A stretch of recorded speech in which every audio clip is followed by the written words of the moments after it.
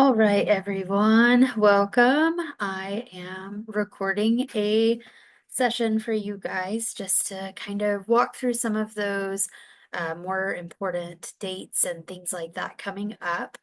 Um, Obviously, I think what's at the forefront of everyone's mind is that lesson plan artifact.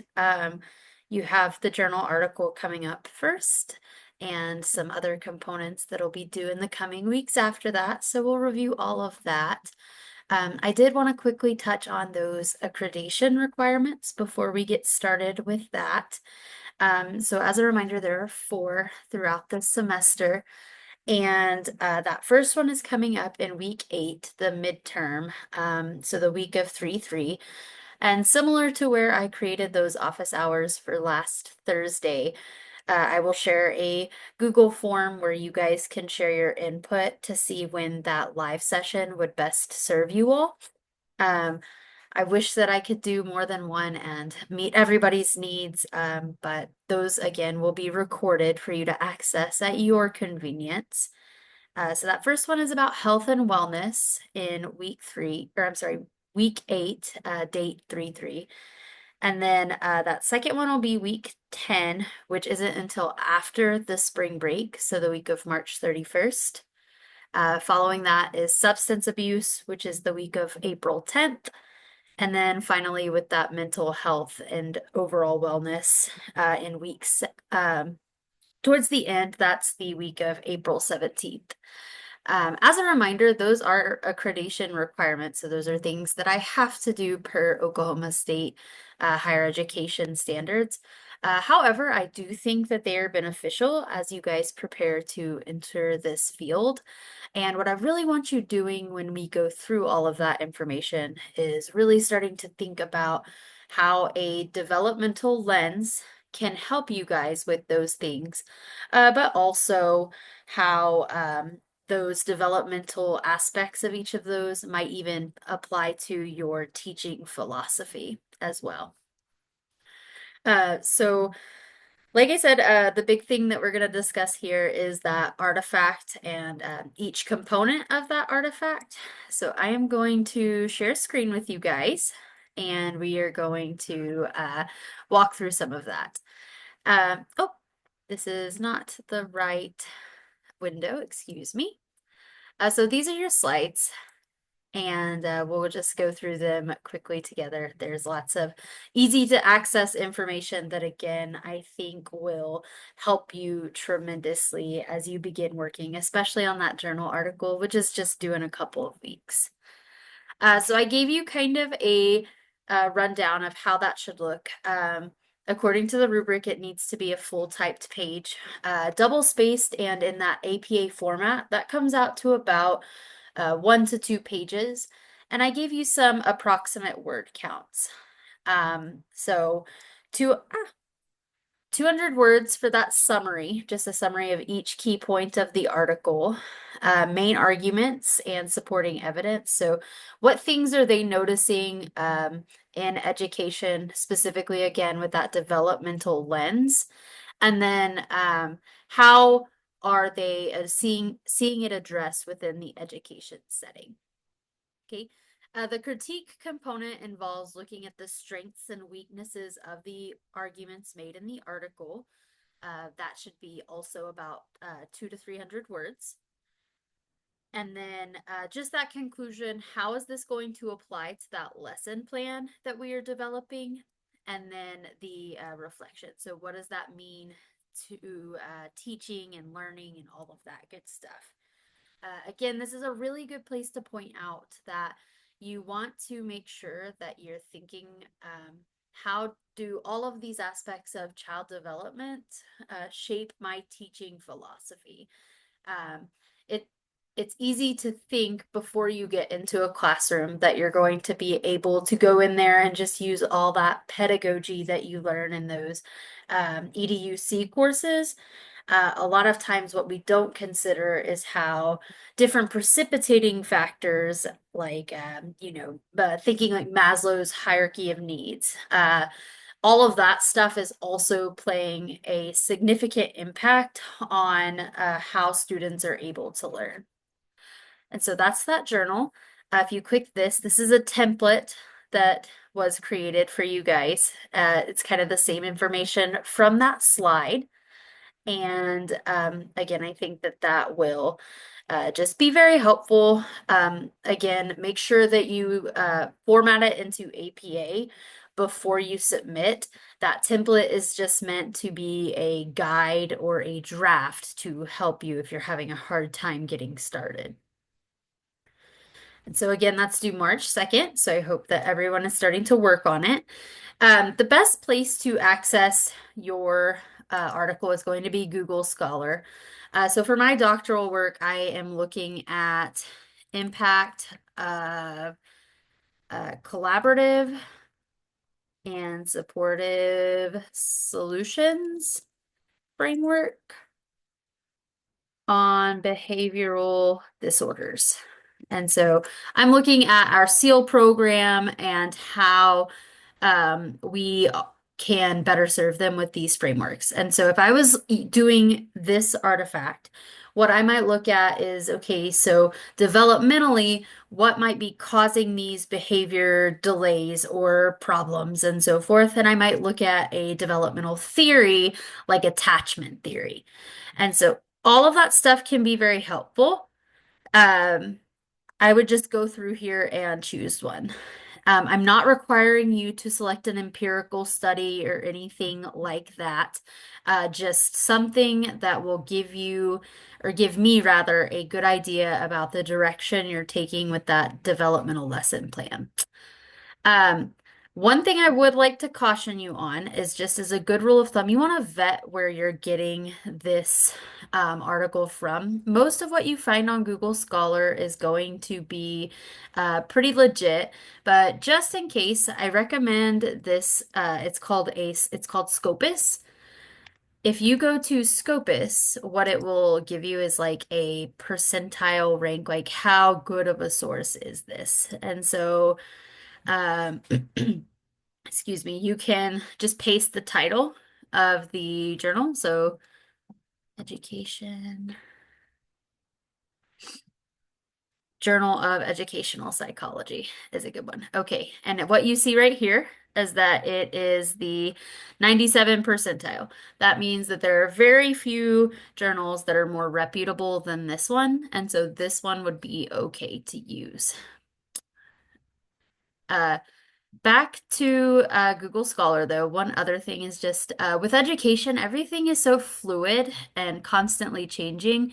You want to make sure that you're definitely finding an article that was published in the last 10 years, and even the last 5 would be most ideal. And so I just selected this 2021, and that's how I would go about identifying my article. Okay. So part one of the lesson plan is more or less just it's an easy way for me to make sure that you've started.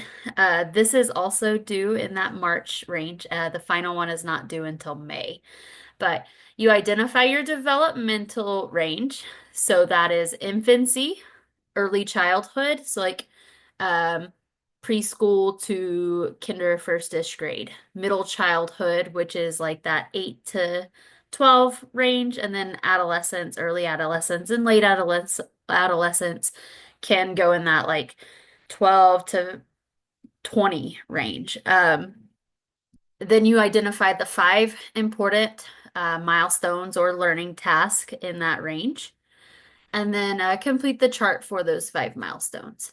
And so I gave you an example of the chart here as well. I did simplify it a tad. Instead of having the age range for each one, because that is supposed to be um, consistent throughout, you're developing a plan for each of those 5 milestones. What I instead want you to do is like in a little paragraph up at the top, I just want you defining your age range and a brief description of those goals associated with that age range. And then you would identify each of the tasks. Okay, so for example, if I chose adolescence, I'm being a little biased because I've always taught secondary and my doctoral research also looks at adolescence and teenage years. But the big like milestone, the big developmental task for that time period is the development of the identity, right? And so I would then break that whole goal into various tasks. So um, name that task, provide the age range. So adolescence, right, is several years, 12 to 24, okay? Middle childhood even, that's like 6 to 11. And your textbook has the most accurate ranges, but again, because we're also different, it's not like rigid, like first this, then this, then this. And while it does follow a path, those years are more adaptable to the individual. So keep all of that in mind that everything is different for individuals, and that's where differentiation comes into play. So if you have a group of kindergartners, but you have 3 or 4 kindergartners who are well below the average and 3 or 4 more who are socially well above the average, you want to be able to differentiate those learning tasks. Um, and because I do need to make sure that you aren't just making it up as you go, please provide citations from either the textbook or a secondary source. I am all for you using the interwebs. It's here, it's helpful. Just if you're using something besides the textbook, please do still include that source citation. But this is part 1 of the lesson plan. And then part 2 is for each of the 5 tasks, you are developing a plan that could assist with the attainment of those skills. You'll want to make sure that it's attached to some standards. I put the Oklahoma state standards, the Texas ones, as those are 2 pretty common states. And then if you are someone, because I do know this is an online degree program now, I put the Common Core as well. If you're in a different state, by all means, just share those state standards, a link to them. I would be glad to take a look and see how it all relates. But just make sure you add those so that I know what our learning target is. Uh, you will always have to do that for the powers that be. So again, template. This one you could really develop. I've shared a few in announcements previously, but you would essentially do this template here 5 different times, 1 time for each of your different milestones. Okay. The theoretical framework, it can be similar for each of them, and it may be the same for all of them. However, it wouldn't be unheard of for the theoretical frameworks to be a bit different. So, for example, with identity, attachment theory would be very important, but so would Vygotsky, and so would Erickson, and so forth. So, if you're looking into authenticity principles, you may almost solely focus on Dewey, but again, it's all fluid. You can just see where you end up whenever you get started. I know that sounds kind of cliche, but this is meant to just be a learning process, and I'm I'm looking forward to seeing what all of you come up with. Okay. Just as a last little tidbit again regarding it, you're not just thinking of this pedagogically. Okay. So I know we're teacher educators. A lot of us are already teaching.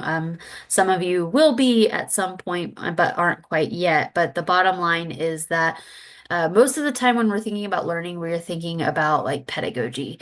So Kagan and all of those type structures. And yes, Vygotsky sometimes, but you really want to make sure that you're applying that developmental lens whenever you're doing this assignment, because the developmental piece is really where we start to develop that necessary differentiation between students. Okay. And the last part is that interview. So obviously part 2 of the lesson plan is the final, so to speak. But there is that interview component as well.